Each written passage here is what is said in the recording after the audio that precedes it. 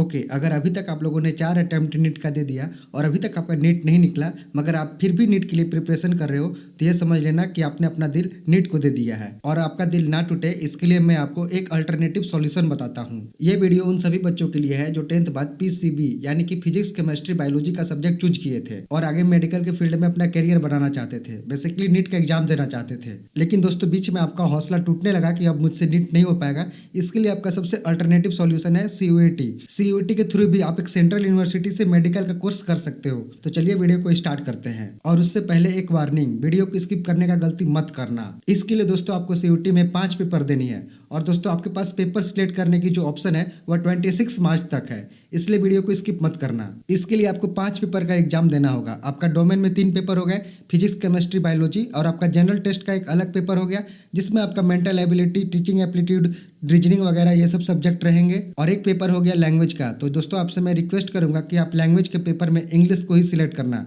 क्योंकि अगर आप इंग्लिश को सिलेक्ट करते हो तो आपके पास मैक्सिमम यूनिवर्सिटी में एडमिशन लेने की पॉसिबिलिटी हो जाएगी। दोस्तों अगर आपका नीट नहीं निकला तो आप सीयूईटी के थ्रू पैरामेडिकल का कोर्स कर सकते हो। अब दोस्तों हम पैरामेडिकल को थोड़ा सा हम डिफाइन करते हैं।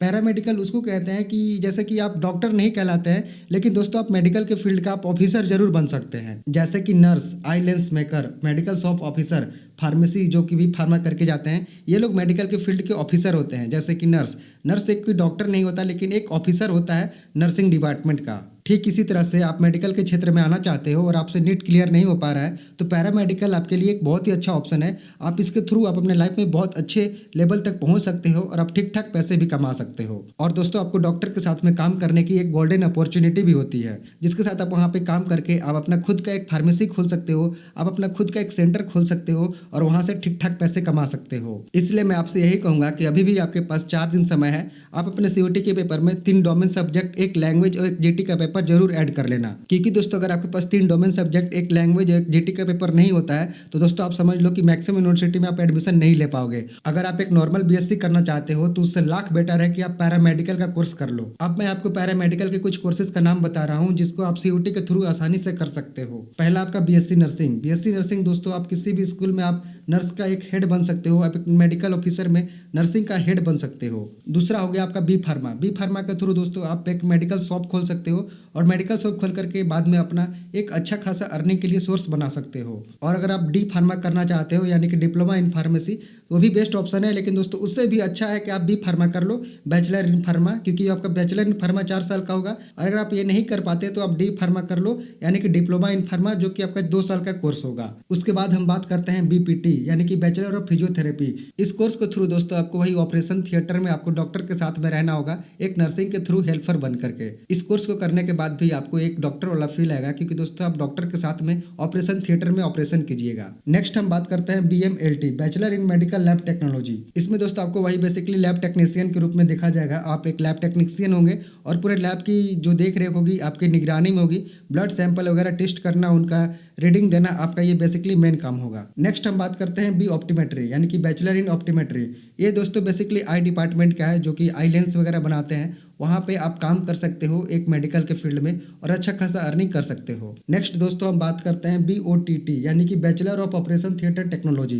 इसमें दोस्तों आपको जितने भी मशीन है जो कि ऑपरेशन थिएटर में यूज होती है उसको आपको ढंग से चलाना सिखाया जाएगा। तो दोस्तों इसको सीख करके आप अपना एक खुद का एक मेडिकल स्टोर खोल करके आप वहाँ पे 2-4 मशीन रख करके आप खुद का एक अपना अर्निंग सोर्स बना सकते हो। तो भाई ये भी एक बहुत ही अच्छी ऑप्शन है। आप इस कोर्स को करते हैं तो आपको एक इंजीनियरिंग वाला भी फील आएगा और एक डॉक्टर का भी फील आएगा। नेक्स्ट हम बात करते हैं बी डेंटिस्ट यानी कि बैचलर इन डेंटिस्ट। इसमें दोस्तों आपका दांत से रिलेटेड जो भी प्रॉब्लम हो उस फील्ड में आप एक मेडिकल ऑफिसर बन सकते हो और इस फील्ड में आप मेडिकल के थ्रू एक अच्छा खासा अर्निंग भी कर सकते हो। नेक्स्ट हम बात करते हैं बी रेडियोलॉजी यानी कि बैचलर इन रेडियोलॉजी। इसमें दोस्तों आपको बेसिकली स्कैनर मशीन वगैरह को चलाने सिखाया जाएगा कि किस तरह से एक स्कैनर मशीन को चलाया जाता है। जैसे कि आपका कोई भी एक्सरे हो गया या फिर किसी भी बॉडी पार्ट्स का आपको एक्सरे निकालना है, तो इसके लिए आपको मशीन को चलाना बहुत अच्छे तरीके से सिखाया जाएगा और आप इसके थ्रू आप एक अच्छा क्लिनिक भी खोल सकते हो और बाहर से भी एक अच्छा अर्निंग का सोर्स भी बना सकते हो। तो भाई ये सब कुछ नीट के कंपैरिजन में कुछ ऐसी अल्टरनेटिव कोर्सेज थे जिसके थ्रू आप एक डॉक्टर तो नहीं कहलाओगे, लेकिन दोस्तों आपको एक डॉक्टर वाला फील जरूर रहेगी और आप एक समाज में डॉक्टर के नाम से जाने जाओगे और एक समाज में अच्छा खासा इमेज भी बना लोगे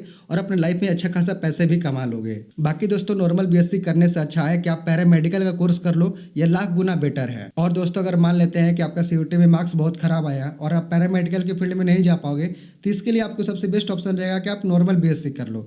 अब नॉर्मल बीएससी किस फील्ड में करना है उसके बारे में भी मैं आपको बता देता हूँ। नॉर्मल बीएससी अगर आपको करना है तो इसके लिए सबसे बेस्ट ऑप्शन होगा कि आप लाइफ साइंस डिपार्टमेंट से करो, या तो फिर इसके बाद आप जूलॉजी डिपार्टमेंट से करो, या तो फिर बॉटनी डिपार्टमेंट से करो। ये 3 ऑप्शन आपके लिए बेस्ट है। और दोस्तों आपका सीयूटी में ठीक ठाक मार्क्स है और आप पैरामेडिकल के कोर्स में नहीं जाना चाहते हो तो नॉर्मल बीएससी की भी कंपैरिजन में कुछ बेस्ट बीएससी कोर्सेज हैं जिनको भी मैं आपको बता देता हूँ। जैसे कि BSc in biotechnology, BSc in microbiology, BSc in microchemistry, BSc in forensic science. ये कुछ बीएससी की बहुत अच्छी टॉप क्लास की कोर्सेज है। अगर आप ये नहीं करना चाहते हो तो फिर आप नॉर्मल बीएससी कर सकते हो। नॉर्मल बीएससी में आपका वही हो गया, एक तो लाइफ साइंस डिपार्टमेंट, दूसरा जूलॉजी, तीसरा बॉटनी। और अगर दोस्तों आप इससे अच्छा करना चाहते हो बीएससी में तो आपका हो गया बायोटेक्नोलॉजी, माइक्रोबायोलॉजी, माइक्रोकेमिस्ट्री, फॉरेंसिक साइंस। ये कुछ ऐसी कोर्सेज हैं जो कि बेस्ट ऑप्शन है आपके बीएससी के लिए। बाकी दोस्तों आपको जितने भी सीयूटी में मेडिकल कोर्सेज दिख रही है जिसमें कि ये सब नाम मेंशन है, जिसका कि मैंने आपको बताया, जिस भी यूनिवर्सिटी में ये सब कोर्सेज मिल रही है आपको, उन सभी कोर्सेज को, उन सभी यूनिवर्सिटी को आप ज़्यादा से ज़्यादा अपने सीयूटी के एप्लीकेशन फॉर्म में सबमिट कर लो, यानी कि ऐड कर लो,